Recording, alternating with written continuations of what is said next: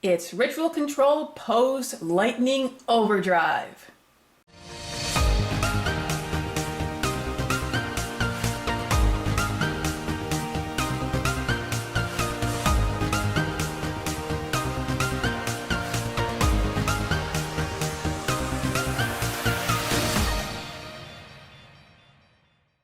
Hi, it's Local Dragon Lady here, and I've been getting a lot of people asking me, hey, am I changing the Ritual Control deck now that Lightning Overdrive came out? And actually, yes, I've made a few changes and I even did some play testing, so this is going to be the profile. Also, as an added bonus, I'm going to be showcasing a bunch of useful cards and alternatives you can use. So if you don't have every single card in this deck, never fear. I am going to give you some options to swap out if you want to get a little more creative. So let's get this started.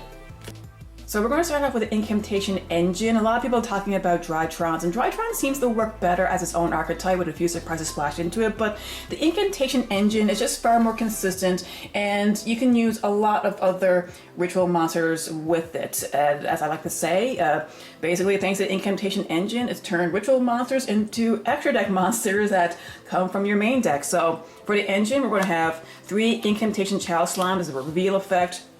One of the most important cards in your deck. As long as you have this card in your hand, you can search for pretty much anything you want to start things off.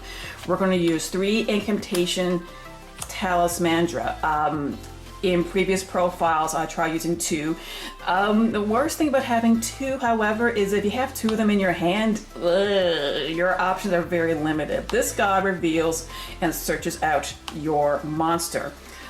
2 Candles. You reveal this one and you get your ritual magic card. 2 seems to work out fine. I never seem to have any issues having 2 of this guy in my hand, but you know, if you're uncomfortable, feel free to add a 3rd.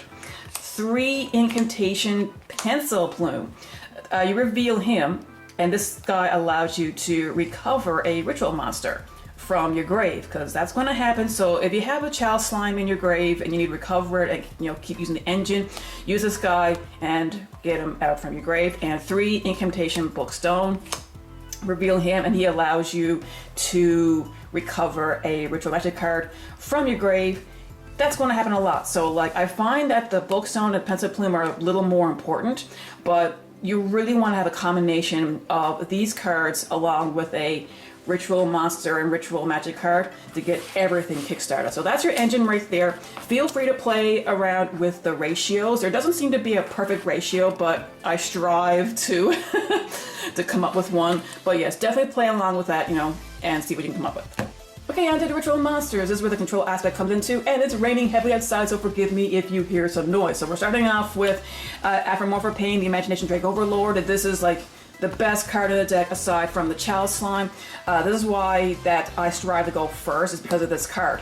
Once he hits the field, your opponent must skip their main phase 1, and any fusion, sync, or Nexus monster they get from their extra deck are all turned off, which is amazing. It limits so many moves.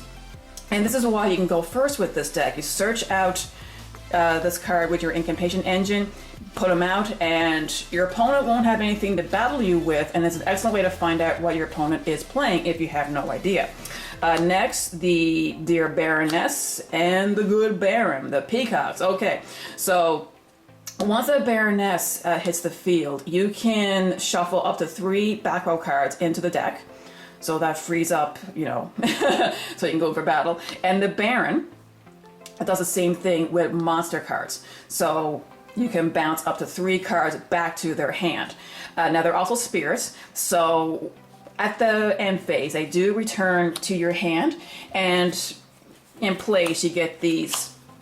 I made 4 tokens. So you put 2 tokens in their place. Now I made these myself. I keep getting questions like, where do you get these tokens?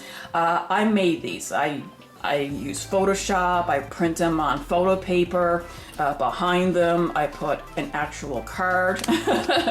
So I make them myself. I didn't buy them. So yeah, as long as you have Photoshop, you can make almost any token that you want. Odd Eyes Gravity Dragon. This guy is insane. He's a level 7, so he's very easy to search out. Once this guy hits the field, he basically becomes a giant Tyrannade. All your opponent's back row get bounced back to their hand, and your opponent cannot respond to this. Cannot respond, but the only way they can prevent this is if they were to negate the activation of the ritual magic card. But once he hits the field, that's it. And as long as he stays on the field, your opponent must pay 500 life points in order to activate a card effect.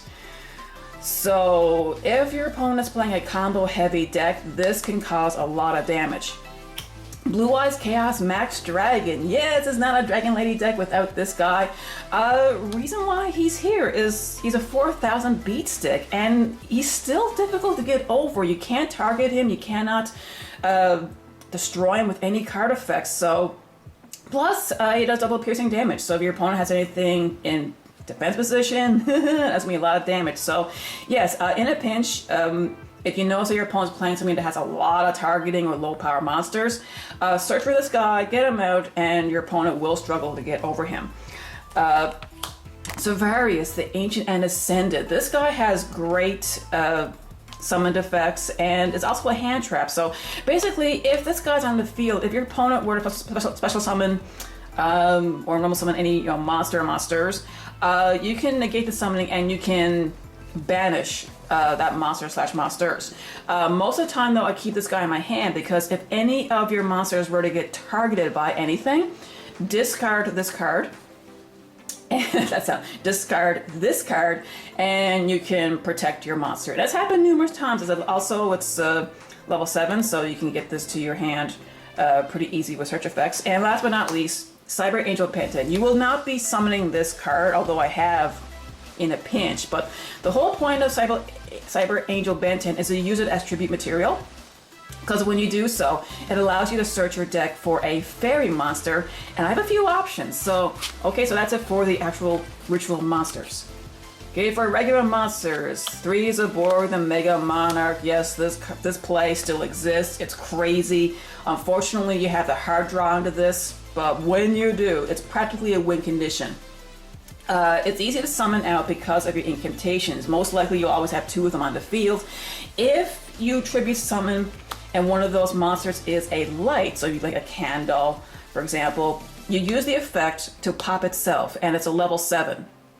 So because of that, it allows you to send, level 8. It allows you to send 8 extra deck monsters from yours and your opponent's. And if you use a light monster as a tribute material, you get to choose from your opponent's extra deck what to send to the graveyard. And if you send the right cards, it can be game. Like, this card can end games or limit your opponent's moves severely. And of course, the cards that you want to send from your extra deck, well, it has a lot of great effects, which I will get to. Now, I mentioned that Cyber Angel Penten allows you to search for fairy monsters, so here are your options. Diviner of the Herald, she is a fairy, and man, now I done play tests with 2 of her, but 1 seems to be enough just because it's searchable. If you normal summon her, it allows you to send a fairy monster from your extra deck to the grave. And I do have some fairy monsters that have grave effects, so she is very useful. Vanity's Ruler, another fairy. Once you tribute summon him, your opponent cannot special summon monsters. So this is almost a win condition, but you're free to do whatever you want. And mind you, the 10,000 hands. If you normal summon this guy, you can search your deck for any ritual monster or magic card, and you can go from there. So these are all fine choices. Alpha Cyber Angel Penten, gives you options. I've done it with each of them, and they're all pretty devastating. So yeah, have fun with that. All right, magic cards. So for draw power, we have 3 Pot of Extravagance. You will not be summoning anything from your extra deck because the incantations, they kind of lock you out. So yes, this is basically free draw power. Ritual magic cards. We have 3 Incantation Inception. This card is crazy. This allows you to ritual summon any ritual monster, provided the materials are incantations, and the levels can equal or exceed. So this gives you a ton of freedom. Also, there's a lot of recursion. If this is in your graveyard, you can send 1 incantation from your hand or field to the grave, special summon another incantation from your deck, and you can put this back into your hand to recycle it. And of course, there's a lot of great things you can do with this. For example, like if you had a Chalice Slime in your hand, you can send that to the grave, but also summon a Pencil Plume from your deck, and this allows you to use the effect to get the Chalice Slime from your grave back to your hand. So yes, you can, a lot of recursion and a lot of recycling, wonderful things with this card. And 2, Shino Bird's Calling. Now this is specific to the Good Bear and the Dare Baroness, and this is kind of like Inception because this allows you to use tribute materials that also equal or exceed, which is crazy important. But this is what the Cyber Angel Benton is, because with this card you do not, you're not restricted to using the incantations as a tribute material. You can use anything you want, equal or exceed. And of course, when the Cyber Angel Benton is used as a tribute material, you get to search your fairy. Endless fun with that. 3, Preparation of Rites allows you to search your deck for a level 7 or lower ritual monster from your deck, which is quite a few of them, including your Chalice Slime, your Odd Eyes, and your Severius, and your Ben 10 as well. So you can go ahead and use that as tribute material. Also, if you have a ritual magic card in your deck, in your grave, this allows you to recover that from the grave. Also have 2, Pre-Preparation of Rites. This allows you to search both your Peacock, Ritual Magic, and Monster. This card has saved me so many times. Sometimes I have an opening hand with nothing but incantations but one of these. So this will allow you to put the Ritual Monster or Magic in your hand and get the engine going.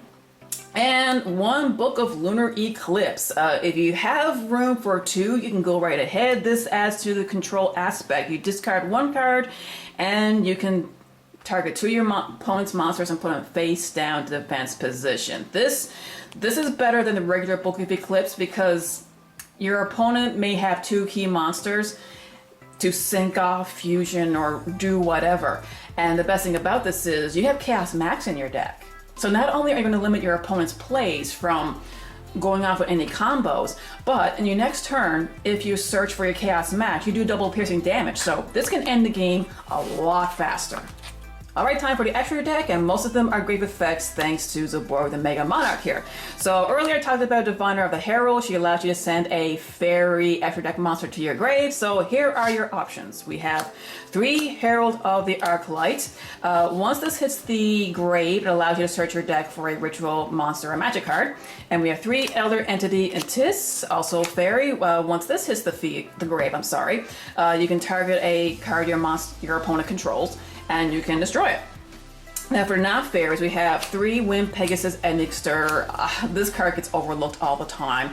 You're not using any field effects. Once it's in the graveyard, and if any of your monsters were to be destroyed by card effect or battle, you can banish this in response, and you can target a card your opponent controls and shuffle it into the deck. And people get surprised by this. They don't see it coming when you activate this effect. 3 Fossil Warrior Skull Knight. Oh, this guy's amazing. Once he's in the graveyard, once per turn, so you can't do this, with all 3 of them, you can banish this from your graveyard, and you can destroy an opponent's monster. So that is wonderful. And I have the Nightmare Package, Cerberus, Unicorn, and Phoenix. You're almost never going to use these. It's almost fodder for the Pop Extravagance, but there have been the rare game that one game someone summoned a bunch of tokens, rose tokens on my side of the field, and these guys were left in my extra deck. So I was able to link off and get rid of the tokens, use their effects, and and then I was able to use my Incantation Engine to get Havoc onto my field. Okay, time for the side deck. This really depends on what's going on at your local, so it's not going to be the same for everybody, but for me, I have 3 Ash Blossoms. It's a generic hand trap, probably the best to use now during this format. I have 3 Winged Dragon of Ra Sphere Mode. Decks are still pretty combo heavy, so on your turn, if your opponent has 3 monsters out that have negate effects, bam, you can tribute 3 of them. Allow you to do more moves. 3 Royal Decree. Traps are still a thing, and people still don't see this card coming. So once it's activated, all traps on the field are negated, except for that one, of course. So yeah, this can put people in a big pinch. For back row hate, 1 Harpy's Feather Duster and 2 Twin Twisters. I would like to use 3 twins, but Harpy's Feather Duster is the way to go. And these 2, well, get rid of 2 of your opponent's back row. And 3, deck ruler no more. Again, if you happen to be going second, this card can save you because negate effects are still running rampant. People can get out a negate board, so at least this will allow you to stop that and and get your own board set up. Now this part of the video I'm sure a lot of people have been looking forward to, like Dragon Lady, like some of these cards are expensive, I can't find them, and there's a lot of ritual monsters out there. Well, have no fear, I'm going to talk about alternatives, and thanks to the Incantation Engine, like there are a lot of ritual monsters out there you can take advantage of. So let's start off with the Necros of Unicorn. He was in the original build of this deck. He's searchable because he's only level 4 with the Preparation of Rites. What happens is that once he hits the field, all your opponent's active deck monsters are negated, so this includes the Link monsters. Reason why I favor the Drake Overlord over him is because the Drake Overlord skips the main phase 1, so it was a tough decision. So yeah, I really like this card. So if you don't have a Drake Overlord, this guy is definitely one of the best alternatives to it. Next is Lord of the Red. I really like this card, and I did use it briefly in my deck. As long as this guy's on the field, if your opponent were to activate a card effect, so it could be monster, magic, trap, in response, you can target a magic, trap, or monster and destroy it. So yeah, like this is really good to get rid of some problematic cards on your opponent's side of the field. Krieltar, the Incantation Originator. This card is very interesting. I almost never use it, but that doesn't mean it's not, doesn't mean it's not a purpose. This is a good late game card. If you have all your incantations in the graveyard, you can reveal this card and special summon incantations from your grave to the field whose levels equal 10. So yeah, this can help get out some tribute materials if you have a Incantation Inception in your hand. So yeah, feel free to experiment with this card because you can do a lot of neat moves with it. Reshif, the Dark Being. Ah yes, this one, I did try this one out. It sounds good on paper, but it doesn't mean it's useless. This is basically a change of heart card. Once you get him out, you can discard a magic card from your hand, and you can take control of one of your opponent's monsters until the end phase. And the great thing about this, it's non-targeting. So if you need some extra tribute material for another ritual monster, well, you can use this guy, or you just want to interrupt one of your opponent's plays with that card. So he, yeah, like this guy is pretty interesting. Necros of Arderedahar, or I'm sorry, I can't pronounce this guy at all, but he has a good interruption effect, so getting him out is easy with incantations. But what happens is when a monster effect is activated, you can tribute 1 monster from your hand or field, negate the activation, and you can banish that card. So yes, I mean, he's really good as a interrupter. Raging Storm Dragon. This guy is very interesting, and I think he has a lot of potential. He's kind of like Severius. He has a good summoned effect and a hand trap effect. So basically, when your opponent's monster declares a direct attack, you can discard this card and negate the attack. And if you do, you can negate that monster's effects. Okay, that can be pretty handy. Now, if you have this guy on the field, he has a quick effect. You can target one face-up monster your opponent controls and return both that monster and this card to your hand. So yeah, so this can be used on the field. You can bounce a card. Now he's in your hand. You can use it as a hand trap as well, so it's a double whammy. So yeah, I think this card is definitely worth exploring. Saphira, Queen of the Dragons. You're probably saying, oh, of course, Dragon Lady's gonna have this card, right? And I have used it on occasion. Like, it sounds really good on paper, but it doesn't mean she's useless, okay? Like, again, this is another card that's worth exploring, but it has really good effects. Now, once she's ritual summoned during the end phase, or if a light monster was sent from the hand to the deck, to the graveyard, at the turn this was summoned. So, doesn't matter, she can be on the field or send out a light monster. You have a few effects you can activate during the end phase. One, you can draw 2 cards and discard 1 card, can be handy. Or you can discard 1 random card from your opponent's hand, which in this format is crazy effective. Or you can add one light monster from your graveyard to your hand. So we do a bunch of light monsters in this deck, incantations being the main one. So yes, if you need to get a light incantation from your deck to your, from your grave to your hand, she can do it. So yes, definitely worth giving a shot. Last but not least, Ruin, Supreme Queen of Oblivion. These cards are very interesting, but I really like her effect specifically. Once she's on the field, once she's ritual summoned, any other ritual monsters you control, they cannot be destroyed by card effects. So she provides excellent protection. Now, if you use ritual monsters as material to get this card out, she can make a second attack during each battle phase. So even if you destroy a monster and they have nothing left, you can still attack with this card. So yeah, and if this card destroys an opponent's monster by battle, you can inflict damage to your opponent equal to the destroyed monster's original attack. So that's an added bonus. Now, I never used her, but when I read her effect, I was like, huh. Like, if you're looking to make more of a ritual beatdown deck as opposed to control, I think this would make a wonderful addition to that. So for useful monsters, Amano Iwato. Now, this was in my original build. I do switch between this card every now and again, but this is definitely a really good monster. Now, it's a spirit. Now, this corresponds with the effect of the Baron and the Baroness. If you successfully use their effects that bounce cards, it allows you to special summon a spirit monster from your hand or deck depending on the Baron or the Baroness, ignoring the summoning conditions.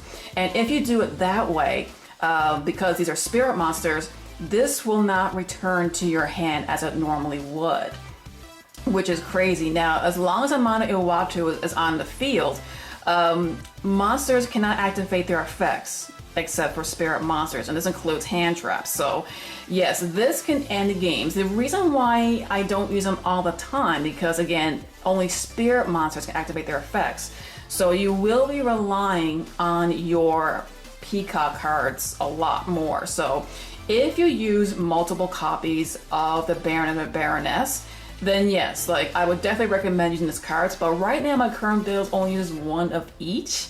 So yes, this is more of a late game kind of card if you just want to stop your opponent from doing anything really. Hino Kagu Tushuchi. I butchered that, I know, but this is also a spirit monster, so it's the same thing as Amano Iwatu, right? Like, depending on the effect of the Baron and Baroness, this guy comes out and he will not return to your hand because of the effect. But that really works in your favor. For one, this guy is a 2800 beat stick, but if this card inflicts battle damage to your opponent, they have to discard all cards in their hand during the next draw phase before they draw. So they're only going to have one card in hand. This card gets heavily overlooked, but man, like, once you use the effect of the Baron or the Baroness, get this guy out and attack, yes, this is a huge benefit to the control aspect of the deck. So definitely give this guy a shot. I have a Gamma Seal and Lava Golem. If you don't have access to Raw Sphere mode or you want additional tribute monsters, these guys are the way to go. Gamma Seal, you can tribute one of your opponent's monsters, and Lava Golem can tribute two of them, because your opponent may not always have 3 monsters, so these guys can definitely fill in the gap. Now for hand traps, I know I said Ash Blossom and Joy Spring is one of the best generic ones used for this format, but what do you don't have access to it? Well, Ghost Reaper and Winter Cherries is surprisingly very good and very scary. I use this as a staple card in early builds of my Chaos Max deck, and this works. Because you will not be summoning anything from your extra deck, if you know your opponent's playing a certain metagame, you can add that extra deck monster to yours. You can send this to the graveyard, reveal the extra deck monster that you're pretty sure your opponent has, look through the extra deck, and if they have the same one, it goes to the grave. And if you pick the right extra deck monster, holy moly, they're going to cry. I also got Droll and Lockbird. Yes, this can stop so many searches. So if your opponent's playing a combo heavy deck that requires a lot of searching, adding to hand, this guy will cripple her deck no problem. And Artifact Lancia. Now this is a fairy, so you can search this off the effect of Benton.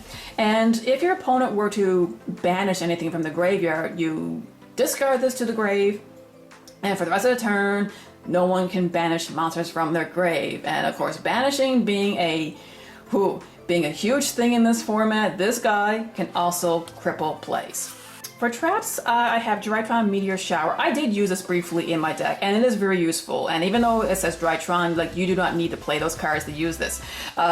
Basically, when your opponent normal or special summons a monsters, while you control a ritual monster, which, let's face it, is likely to be the case, you can negate the summon, and if you do, you can shuffle that monster to the deck, so it's non-targeting, which is very useful.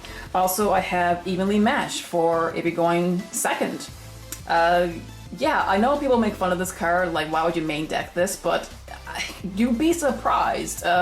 Once your opponent knows what you're playing, they're going to want to go first, so you can side this in, and you can just activate this from your hand. So yes, this that can be devastating.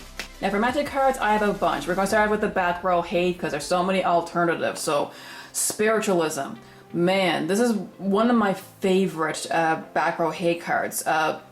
You can return a magic or trap card to your opponent's side of the field to their hand, and this card's activation cannot be negated. Cannot. So if your opponent has a negate board set up, that will not work on this card, so that one's amazing. We have Galaxy Cyclone. You can target a set magic or trap card and destroy it. And if this card's in your, in your graveyard and your opponent has a face-up magic or trap card, you can banish it and you can destroy the face-up one. MST, generic, gets rid of one, and it's also a quick play, which can be useful. Night Beam, you can target a set magic or trap and destroy it, and your opponent cannot respond to it. So yeah, nothing wrong with that. Hey Turinate, send all set magic and trap back to your opponent's hand. Now, of course, if there's traps there, your opponent can chain. So like, it's good, but not perfect. Cosmic Cyclone, this card is very popular now. You pay 1,000 life points, target a magic and trap, and banish it, because there are some magic and traps that have grave effects, so this would get around that. I also have a extra Foolish Burial as a recommended. It's really, really good. You pay half your life points and send one extra deck card to your grave, and of course, where they all have effects, you can take advantage of that. Now, Diviner of the Herald, she's already really good to send a fairy monster. That's the one you typically go for, but if you need to send another one to get rid of an opponent's monster, here you go. Call by the Grave, unfortunately, as of the recording of this video, you're only able to use one, which really, really annoys me, but if you have room, you can add it, but because it's a one-of, the odds of you being able to use it while your opponent uses a hand trap or any other grave effect is not that likely. But hey, if you have room, you can go ahead and add that. Execution of the Contract. This is a real interesting card, and I really want to use it sometime. It's an equip card, so you just equip this to a monster, and basically what happens is you can reveal a ritual monster from your hand, which, let's face it, it's going to be all the time. The equipped monster becomes that reveal monster's level. So 7, 8, 10, whatever you have, until the end of this turn. So like, even if this card leaves the field. If this card is sent to the graveyard because the equipped monster is tributed, which is pretty much why you're using this card's effect, you can target one monster your opponent controls and destroy it. So yeah, if you just need to pop a card and ritual summon a monster from your hand faster, this is a really good card, and I really want to try it. So Pot Extravagance, it has gone down in price, but it can still be a little difficult to get a hold of. So here are some good alternatives. Celestial Observatory is probably one of the best ones. You place a level 6 monster from your hand or face them in the field to the bottom of your deck, and you draw 2 cards.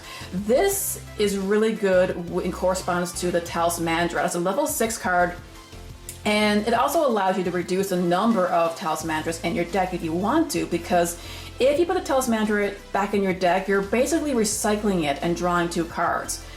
So yes, I highly recommend this card if you don't have access to a Pop Extravagance. Now, other alternatives is Allure of Darkness.